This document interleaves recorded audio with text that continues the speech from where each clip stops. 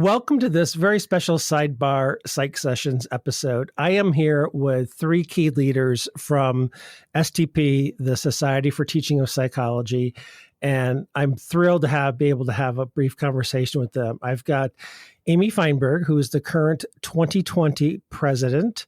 I've got Tom Pusateri, who is the executive director, and I've got Jordan Troisi. See if I can get the title exactly correct. The Director of ACT Programming. Is that pretty close, Jordan? That works. The Director of Programming at ACT, the annual conference for teaching. And so first off, thank you all for being with me today. I appreciate that. Thanks for having us, Eric. I want to, Jordan wrote a very eloquent email to members and potential attendees, registrants of ACT 2020, talking about the arduous decision-making process that you all followed in terms of having to cancel ACT 2020, which is, obviously it was the right thing to do. COVID-19, travel plans being canceled, travel support being canceled from the university. When I read that, I maybe it's just because I'm now trained to think this way. It would be really good to have some folks on and just talk briefly about maybe the process that you followed, and I'm sure it was a very complex decision. And receivers on my end, folks like me, go, "Oh, it's canceled," but it had to have been more complicated than that. And I just wanted to give you a chance to kind of maybe just talk about it and talk about the things that went through your mind, and maybe then chat a little bit about moving forward, how complicated conference planning and decisions like this are going to be for not only, STP, but also other organizations. Well, I'll say, Eric, that Jordan came to us, the executive committee, to me, the president, for this year back in May. And, with the possibility of us not holding our conference in October. And I will take full responsibility of the fact that in May, I was not ready to call it. In May, we had hope that perhaps the fall would be better. And so I pushed Jordan, and he was working at that time. He is working currently at that time and currently with Lindsay Masland, who is going to take over for him as director of ACT programming on this. And I said, look, guys, we just got to wait. We have to wait to call it. But in the meantime, let's think about what our options will be. And so credit to Jordan and to Lindsay for bearing with me and my psychological inability to accept the fact that maybe COVID wouldn't be over in a couple of months, and waiting until we did, late June, early July, to make the call on whether we should have a conference in October. It was a very hard decision. We miss people. We miss our colleagues. These conferences are times where, you see your psychology friends, during these kind of once a year, or maybe if you're lucky maybe 3 times a year, if you get to travel that much to see your friends and to share ideas and to meet new people. And it was hard to think about not doing that this year. It's our 75th anniversary as a society. We were very excited about some opportunities we were going to have to celebrate. But back in May and then through June, when it was becoming clearer and clearer that things were not going to get better, we ended up making the call. But I credit Jordan and Lindsay and the team that they're working with for helping us think through what's going to be a good option for this fall. Well, thank you for that, Amy. And I guess I would just add that, so these are things that got on our radar very quickly. So as it happened, the timing of this sort of strange circumstance, in mid-March, Lindsay Masland and I, Lindsay as the incoming director of ACT programming, were doing a site visit for a future year's ACT conference. And as we were doing that, things really started to go downhill nationwide at hotels, airports, and other things like that. So it was certainly, at the forefront of our minds that, at that point, mid-March, too soon to tell, but certainly we were thinking about, what does this mean, right? What might the fall look like? So shortly after that, we spoke with our representatives of the executive committee, as well as members of APA's legal team that helps us work with our contracts and things like that. And Amy is right. The prospect of thinking about what the fall might look like certainly was a conversation that we started holding in May. And, like many other institutions, colleges and universities, it was a time to sort of make initial plans, not with certainty about what the fall would hold, but if it was possible that we weren't going to be holding things in person, we didn't want to have to do all the thinking about that all at once. And certainly the circumstances surrounding COVID-19 have not gotten much better, if they have gotten better at all. In many places in the country, they're getting worse. And so, come June and July, it was really the only smart and safe thing to do to begin executing some of those decisions that we have been thinking about for a couple of months. And I'll add some things to what Jordan had to say. One of the major things that happens with the director of ACT is that they do this planning so many years in advance. The contract for the hotel in Pittsburgh was signed how many years ago? It's signed about 2.5 years in advance. And there are restrictions in the contract that say that if you cancel by a certain date, you still have to pay a major fee for the cancellation. And so we were very concerned about the deadline coming up and whether or not there's a clause in most contracts that is called force majeure. We've learned a lot of French words Yes. over the years here. But I've learned some French. Yes. It is an unfortunate circumstance, an emergency that cannot be resolved, that prevents the honoring of this contract. And maybe, Jordan, you can talk a little bit about the force majeure discussions. Sure. Because what we all want in a podcast is a lot of legalese. I know that's what we were all hoping for today. If I can just chime in here a little bit, if you're a Big Bang Theory fan, there is an episode where Sheldon Cooper talks about force majeure. That's right. And I'm just going to let that go. But go ahead, sure. Jordan. I'm sorry. Yeah. Of all the legal terms, I'd say force majeure is the sexiest. So let's go. Well, it is certainly... Be careful when you put that into Urban Dictionary.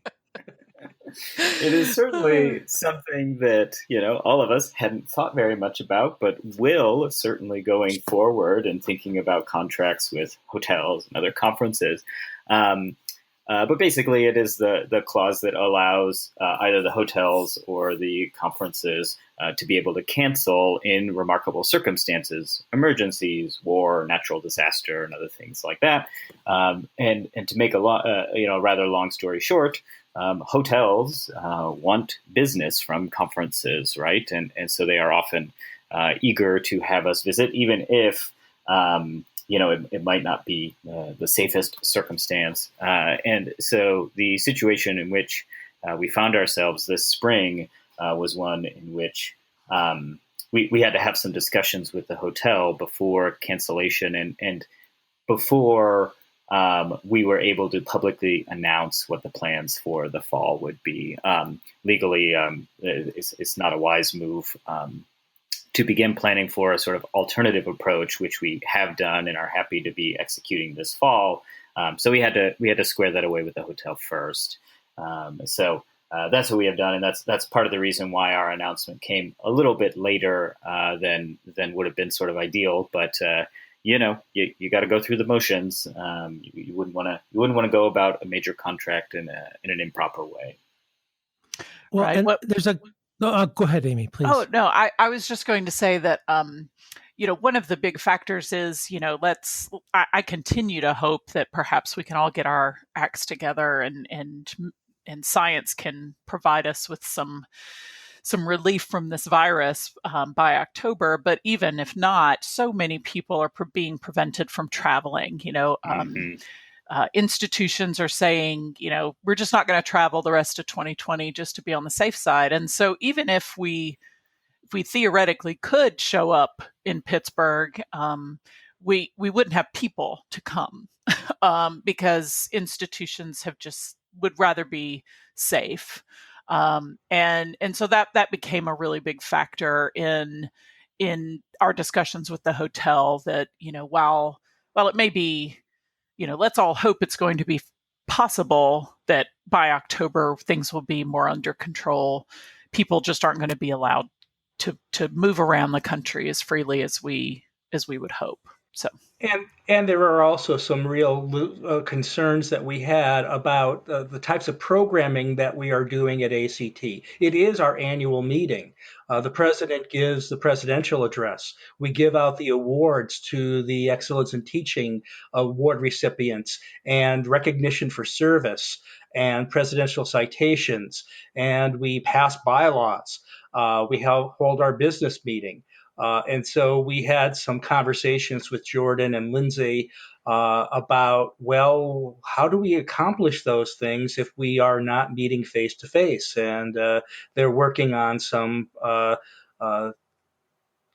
things to do that will allow us to do some of our work synchronously and still hold our conference online. So I have a couple observations to offer. First off, obviously it was the correct decision to make, and I know it.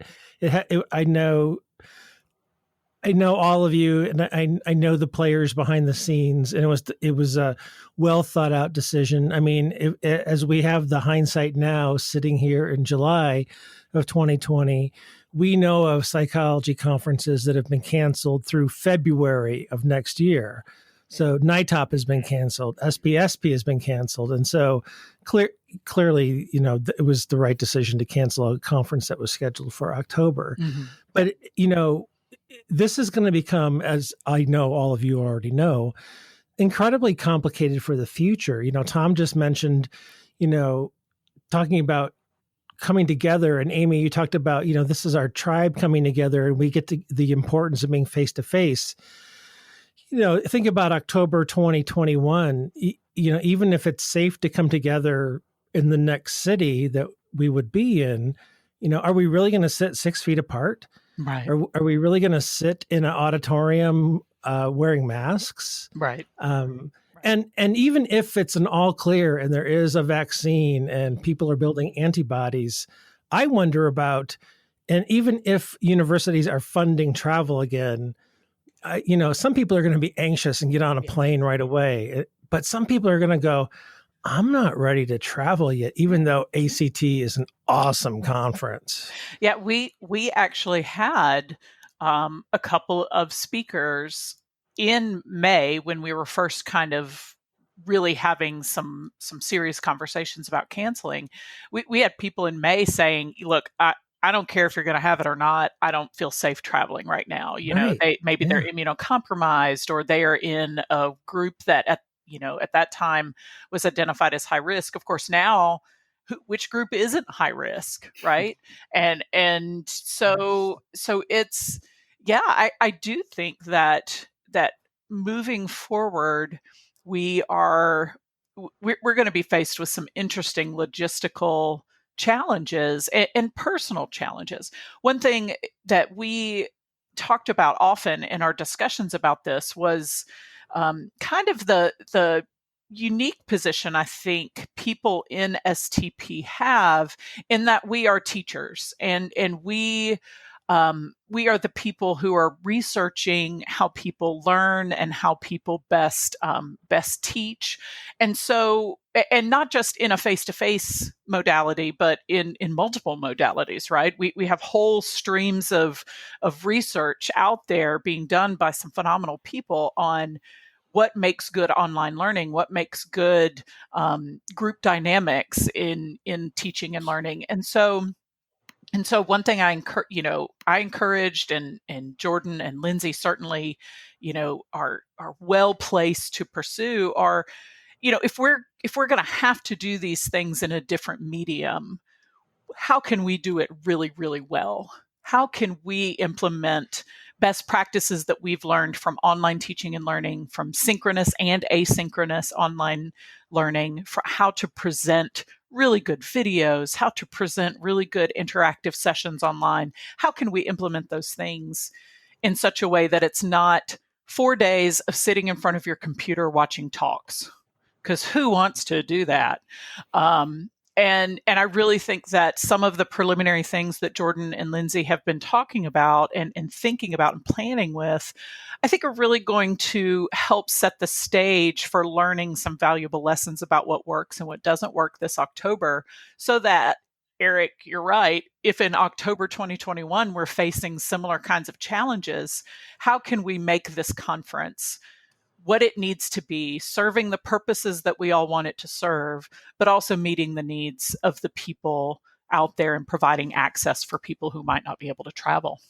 Well, Amy, just listening to you, you're exactly right. I mean, the irony of this situation is that, COVID-19 and cancellation, these conferences and NITOP and APA convention Right. and APS is going to make what y'all do online or hybrid or whatever happens in the future even more important. Yes. So it's going to be even more vital. So Jordan, congratulations for rotating off at a perfect time. Well played, my friend. That's right. Well, I will say something I'm really pleased with in my work and planning on this. Lindsay Masland has been a really great sounding board and has shared a lot of really thoughtful, interesting ideas and the ways that we think about this. And certainly the way that we have approached it for Virtual Act for this fall, which we're going to have, the week that our annual conference on teaching would be. The way that we really have thought about it is, it's sort of the principle that we would use for designing our courses, backward design, right? So like, what's the big outcome we would like people to achieve and be a part of? What do we really want people to get out of this conference? And, of course, we're not going to be able to do the face-to-face in person this year that we all like so much. But that said, we think there are still ways to structure a program that will get people access to the types of presentations and information, either through an asynchronous approach or through synchronous sessions that we are very purposeful about selecting, because we thought this is something that people really do need to interact with in order to get a lot out of it. So we've really kind of restructured and rethought about what it is that we want to have happen at a conference and what's really possible through this online approach. Because, of course, we can't do all the things that we would normally do when we are in person, but can we still make it a good professional opportunity for those who can be a part of it? And we think we can, and we're really excited about the program that's coming together. Well, and I think it'll be great, to be able to model what you can do online. So if we're online watching ACT in October and we're seeing these presenters in these sessions who are using best practices and using maybe a piece of software or using a discussion technique in a breakout room in Zoom, and I'm going, oh my God, I didn't know Zoom could do that, or what a cool way to deal with a technology glitch when it happens. I should be able to. I mean, watching the folks that you have selected for the conference model this way of teaching online is going to be a wonderful way for learners like me to build my skill set in being able to teach online more effectively. One of the other advantages of this is that people don't have to travel. We're going to be making the conference free to anyone who is an STP member. And so it may be the first time that we have well over 1,000 or more people involved in the conference. Well, and Tom, what I like about that is that there is a very nice piece of equity there. And so, as long as someone's got bandwidth, as long as someone has got Wi-Fi, and I'm assuming that you're going to record them, and so even if they can't be there live, hopefully they can go to an archive and download them and watch them. Mm-hmm. Mm-hmm. Yeah, absolutely. I mean, the conference is something that the executive committee for the last several years that I've been involved with the committee has been committed to essentially making it a service. We don't charge, that much. I mean, it's not free typically, but it's not something that the society is counting on for revenue. It is something that we feel is a service to our members, and we want to provide these really great outcomes for people. Some of those we won't be able to accomplish online.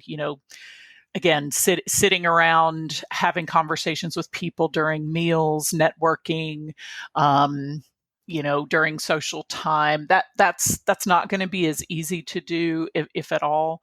But these other outcomes of learning new practices, of being inspired by our colleagues, of making connections with people based on their research or their teaching interests, those are things we can accomplish in any kind of format, and especially this new format. I definitely said on several occasions to Jordan and to Lindsay, to say, look, don't feel like you have to do anything. There's no pressure from the executive committee to make the conference happen at all costs. Jordan and Lindsay also have to figure out how to teach online this year. So and people have families, and so it may be, I think we were prepared to not have ACT at all, but I definitely credit Jordan and Lindsay for thinking about ways to make this work so that we can get some benefit to the reasons why we have ACT in the first place. And so I just couldn't be more pleased with their leadership in this really challenging time. So, well, and let me. I'm sorry. Go ahead, Jordan. Give me just 1 second, please. Yeah, I mean, we can always stop for a UPS delivery. I mean, that matters. I mean, you don't want those packages out on the front porch. I don't know if you could hear that, but there was a knock on my door.